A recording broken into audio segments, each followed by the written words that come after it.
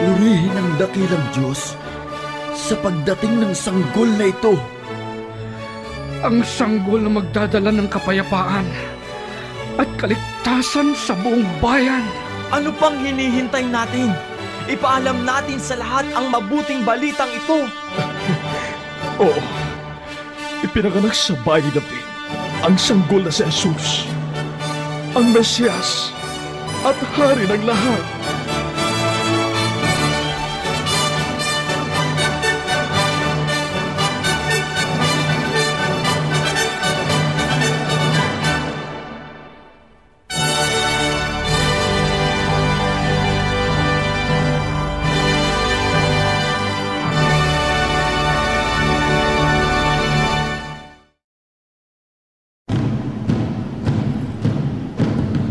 Ang pasimula ng ministeryo ng Panginoon ay inihanda ni Juan Bautista, isang sugong propeta na napasa buong lupain ng Jordan na ipinangangaral ang bautismo ng pagsisisi sa ikapagpapatawad ng mga kasalanan. Mangagsisi kayo! Mangagsisi kayo! O kayong mga lahi ng mga ulupong! Magsitakas kayo sa galit na darating! Kayo nga'y magbunga ng karapat-dapat na pagsisisi! Narito na naman ang mga ngaral sa ating bayan para sumbatan ang ating mga gawa. Nakatatakot ang kanyang mga pananalita. Para bang magugunaw na ang mundo. Mga anak kami ni Abraham!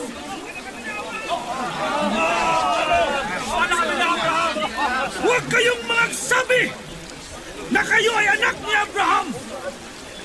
Di ba ganinyo nalalaman na makapagbabango ng Diyos ng mga anak ni Abraham mula sa mga batong ito? At ngayon pa'y nakalagay na ang palakol sa ugat ng mga punong kahoy na di nagbubunga ng mabuti ay pinuputol at inihahagis sa apoy! Si Herodes! Si Herodes! Kasama ng kanyang asawang si Herodias!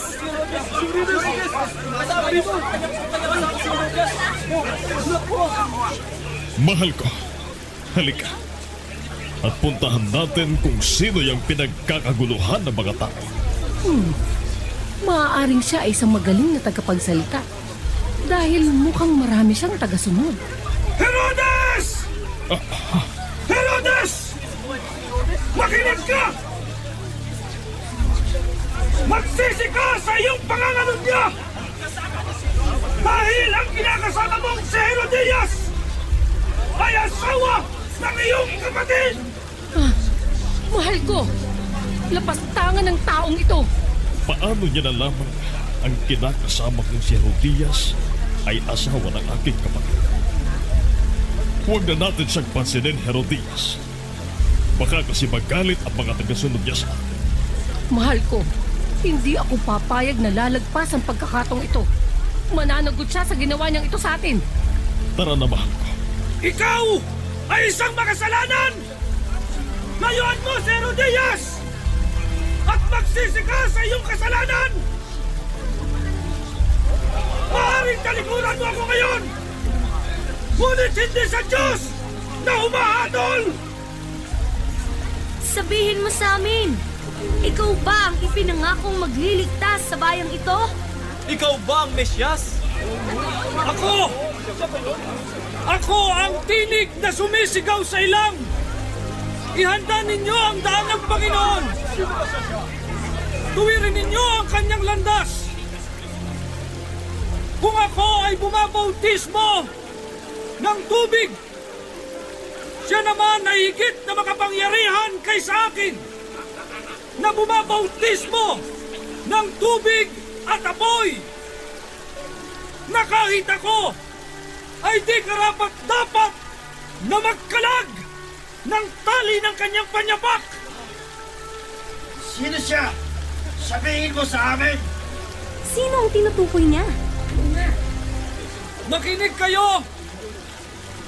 Ang sumusunod sa hulihan ko ay makapangyarihan kaysa akin at siyang magbabautismo sa inyo sa Espiritu Santo.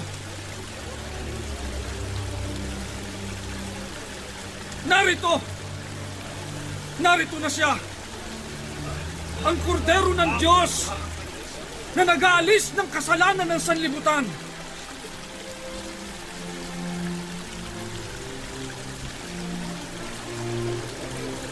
Juan, anak ni Zacarias, bautismuhan mo ako ngayon. Panginoon, ako ang bautismuhan mo. Bakit ikaw ang naparirito sa akin?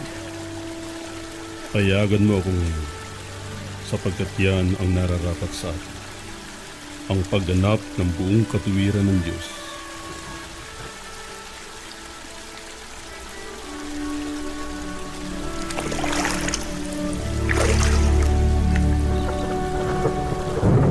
Ito, ang sinisinta kong anak, at lubos kong kinanunod-nunod. Diyos ko! Ang kordero ng Diyos!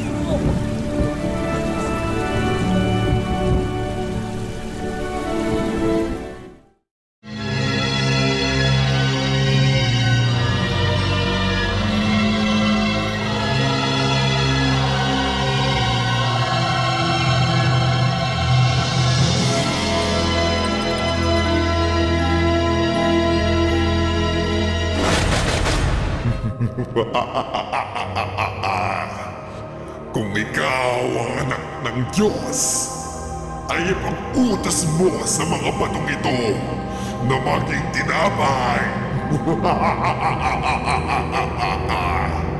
Nasusulat, hindi lamang sa tinapay mabubuhay ang tao, kundi sa bawat salitang lumalabas sa bibig ng Diyos.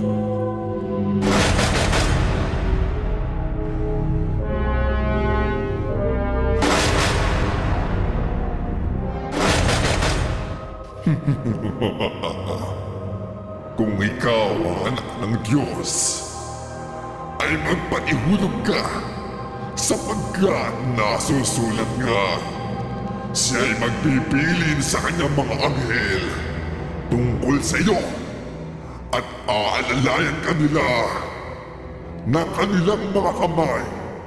Baka matisod ka ng iyong mga paa sa isang bato.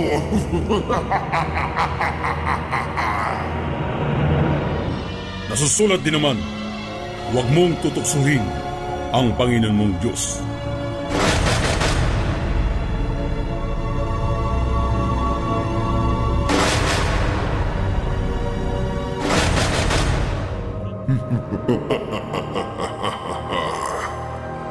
Pagmasdan mo ang lahat ng mga bagay na ito, ibibigay ko ito sa iyo kung ikaw ay magpapatira pa at sasambahin ako.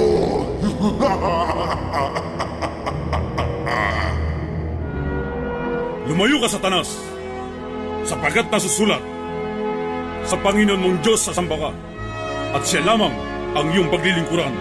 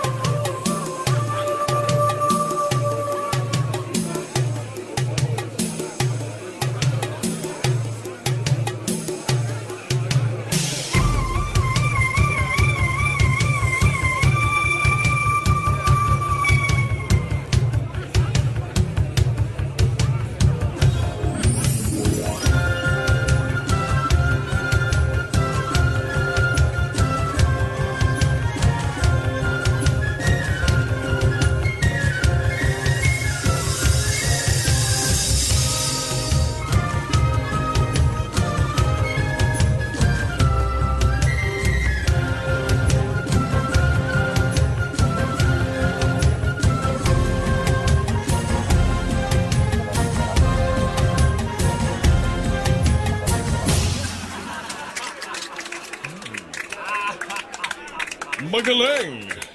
Kahanga-hanga ka, Salome. Napakagaling mong umindak.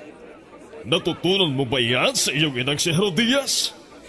Siyempre naman, mahal na hari. Salome, anong gusto mong regalo? Sabihin mo, ibibigay ko sa iyo kahit ano. Kahit ano? Oo, kahit ano. Kahit kalahati ng aking kaharian, ibibigay ko sa iyo. Totoo ba ang aking narinig? Kalahati daw ng kanyang kayamanan. Mukhang mahirap paniwalaan. Sabihin mo, anong gusto mo? Ibigay mo sa akin ang ulo ni Juan Bautista. Ano? Ulo ni Juan Bautista? Ang propeta? Pero ang sabi mo kahit ano. Ang ulo ni Juan Bautista ang gusto ko, mahal na hari. Pero, Salome... Mahal na hari, di ba ang utos ng hari ay hindi mababalik? Sige. Mga kawal! Dalhin dito ng madali ang ulo ni Juan Bautista. Ngayon din!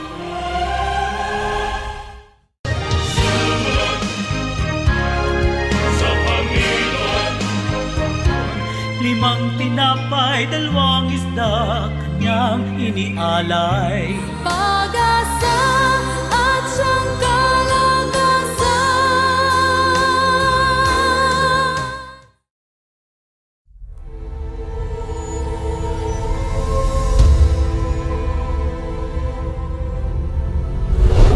Ito ang sinising tapusan at lubos kong kinalilig.